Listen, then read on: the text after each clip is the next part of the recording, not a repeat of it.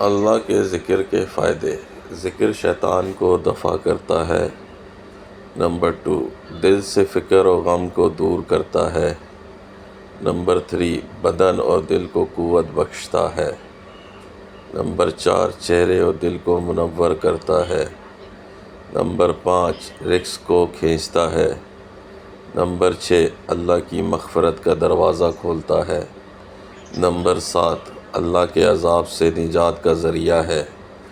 Number 8، بہترین اذکار تیسرا کلمہ اور درود پاک اور استغفار ہے۔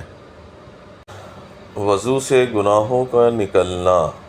حضرت عثمان رضی اللہ تعالی عنہ بیان کرتے ہیں، رسول اللہ صلی اللہ علیہ وآلہ وسلم نے فرمایا، جو شخص وضو کرے اور خوب اچھی طرح وضو کرے تو اس کی خطائیں اس کے جسم سے نکل جاتی ہیں، حتیٰ کہ اس کے ناخنوں کے نیچے سے بھی نکل جاتی ہیں۔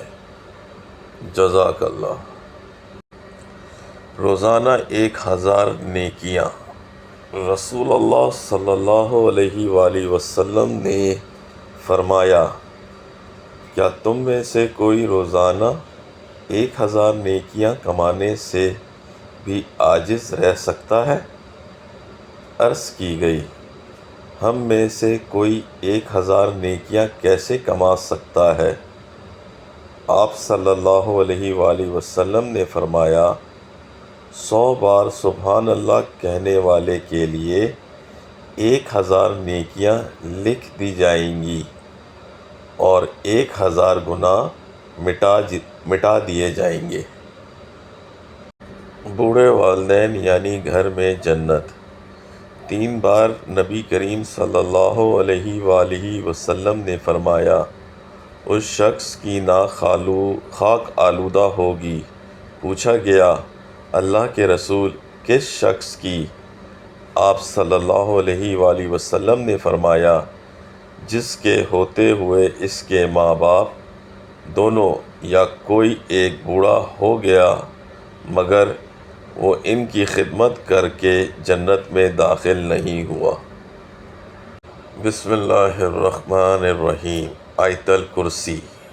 حضرت علی رضی اللہ تعالی عنہ بیان کرتے ہیں کہ میں نے رسول اللہ صلی اللہ علیہ وآلہ وسلم کو منبر کی سیڑھیوں پر فرماتے ہوئے سنا، جو شخص ہر نماز کے بعد آیت الکرسی پڑھتا ہے تو اس کو دخول جنت سے صرف موت روکے ہوئے ہے، اور جو شخص سونے کے لیے اپنے بستر پر لیٹتے وقت اسے پڑھتا ہے تو اللہ تعالیٰ اس کے گھر کو، اس کے پڑوسی کے گھر اور اس کے آس پاس کے گھر والوں کو امن عطا فرماتا ہے۔ ماں کو جنت لے جائے گا۔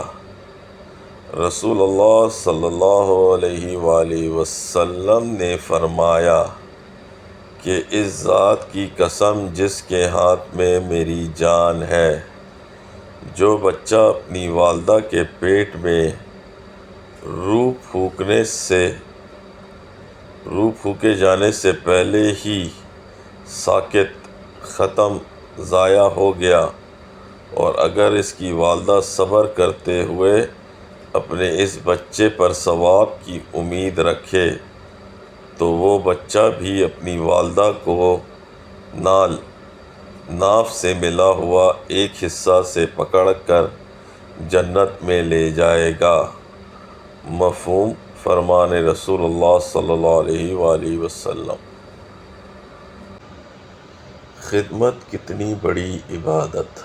نبی کریم صلی اللہ علیہ وآلہ وسلم نے فرمایا کہ بیواؤں اور مسکینوں کے کام آنے والا اللہ کے راستے میں جہاد کرنے والے کے برابر ہے، یا رات بھر عبادت اور دن کو روزے رکھنے والے کے برابر ہے۔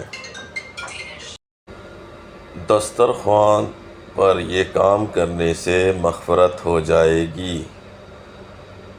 حضرت عبداللہ بن ام حرام رضی اللہ تعالیٰ عنہ کہتے ہیں کہ نبی کریم صلی اللہ علیہ وآلہ وسلم نے فرمایا کہ جو شخص دسترخوان پر گرے ہوئے ٹکڑوں کو تلاش کر کے کھائے گا، اللہ تعالیٰ اس کی مغفرت فرما دے گا۔ آمین۔ سورہ یاسین پڑھنے کے 10 برکات۔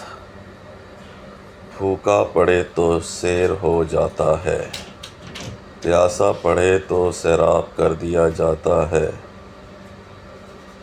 ننگا لباس سے محروم پڑھے تو اسے لباس پہنا دیا جاتا ہے، کنوارا پڑھے تو شادی ہو جائے گی، خوف زدہ پڑھے تو امن پائے، قیدی پڑھے تو رہائی پائے، مسافر پڑھے تو سفر میں اس کی مدد کی جائے، جس کا سامان گم ہو وہ پڑھے تو اپنا سامان پائے، مریض پڑھے تو شفا یاب ہو، میت کے پاس پڑھی جائے تو اس سے عذاب میں تخفیف کی جائے۔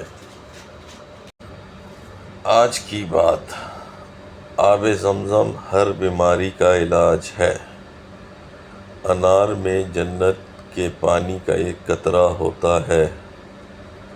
شفا کے 2 مظہر ہیں، شہد اور قرآن پاک۔ زیتون کے تیل میں 70 بیماریوں کا علاج ہے۔ جس گھر میں کھجور ہو وہ گھر والے کبھی بھوکے نہیں رہیں گے۔